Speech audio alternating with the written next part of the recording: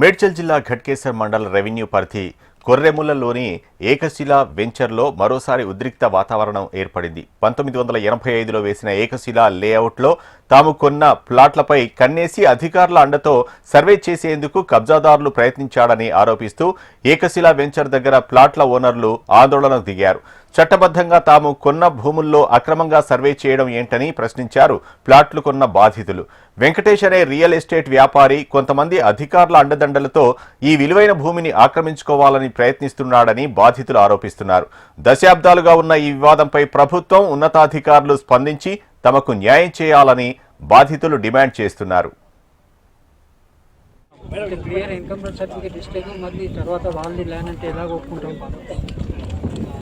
మేము ఏదో పీస్ఫుల్లో పోవాలంటే వాళ్ళు రౌడీస్ పెట్టి 20 మంది గుండాస్ పెట్టుకొని కబ్జా చేయాలని ఏదో పీస్ఫుల్ వెళ్తున్నాం.